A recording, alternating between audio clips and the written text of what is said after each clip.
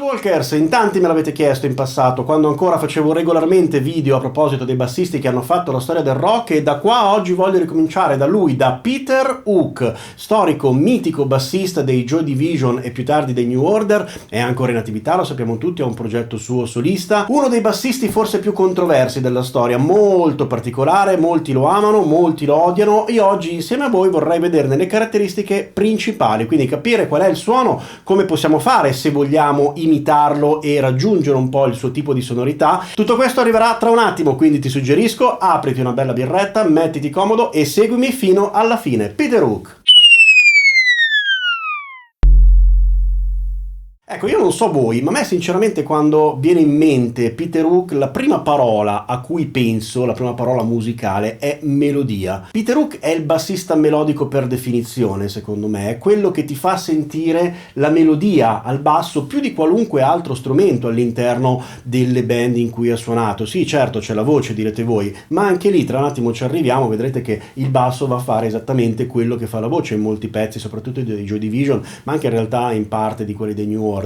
Quindi vediamo un po' quali sono i suoi elementi, cosa possiamo fare nel momento in cui vogliamo decidere di suonare qualcosa alla Peter Hook o addirittura suonare le sue cover. Allora, Peter Hook, dobbiamo dire questa cosa, nasce un po' in modo strano come bassista, nel senso che sapete benissimo, probabilmente l'avrete già sentito dire più volte, che il là alla band dei Joy Division è stato dato da un concerto dei Sex Pistols. Peter Hook non suonava assolutamente nulla, è stato, diciamo così, un po' designato a suonare il basso, decide quindi di acquistare un basso e un amplificatore con il budget veramente risicato che aveva a disposizione, e quindi si ritrova in mano un basso da pochi soldi e un amplificatore da altrettanti pochi soldi, il che fa in modo che poi quando si trovano a provare le prime volte, al cospetto di questo Vox fantastico del chitarrista, lui ha veramente poche possibilità di emergere, di farsi sentire. Quello che pensa è: bene, allora io comincio a suonare sulle note alte. Come sappiamo tutti, il basso è un pochino più distinguibile quando suona in alto,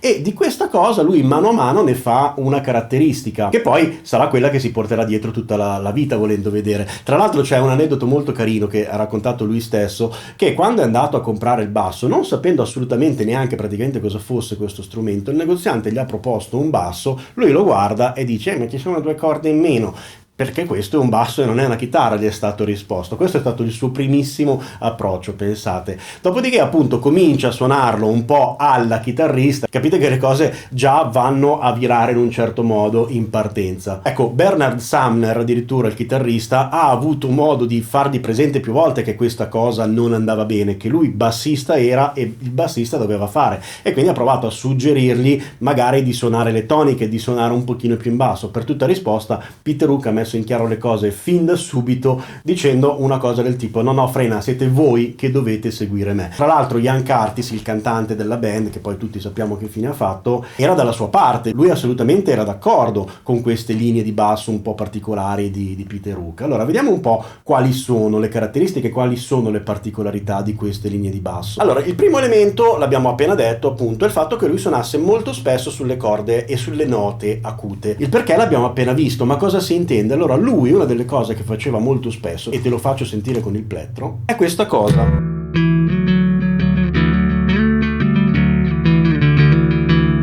Quindi cosa sto facendo? Sto suonando praticamente le prime due corde, vado molto in alto, la corda Re la suono a vuoto. Sulla prima corda vado a eseguire una melodia.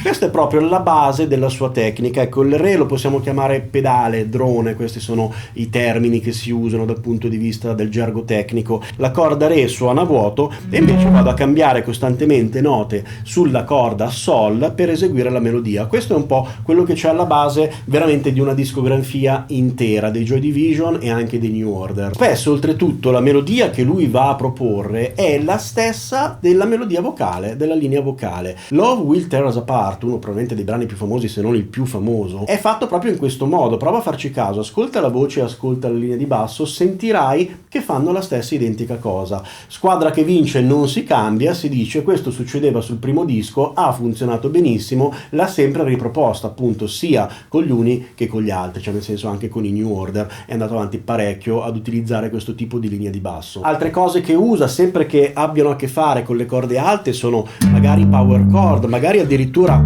3 note, tonica, quinta e ottava, spesso li arpeggiava, a volte magari individuava una figura,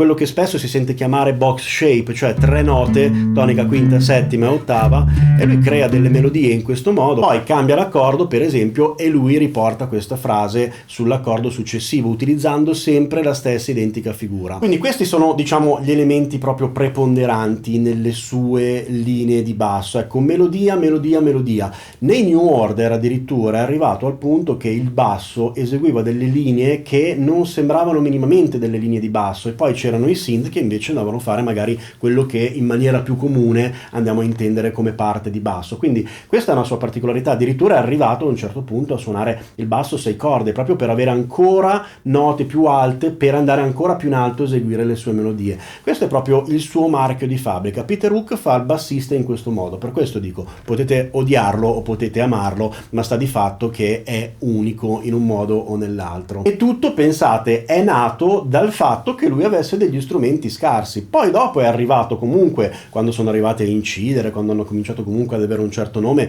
ad avere degli strumenti molto più dignitosi, ma a quel punto quello era il suo marchio di fabbrica e lui ha preferito portare sempre avanti questa sua idea, questo suo nuovo stile. Il basso con cui tutti conosciamo Peter Hook è sicuramente lo Yamaha BB-1200, che in realtà è una sorta di Fender Precision. Se lo osservate bene, la cosa che potete notare sono i pick up. Allora, il pick up è molto simile a quello del Precision, la differenza è che la saponetta più in basso e quella più in alto sono invertite, quindi al manico abbiamo questo pick up messo un pochino più in basso e al ponte abbiamo questo pick up messo un pochino più in alto.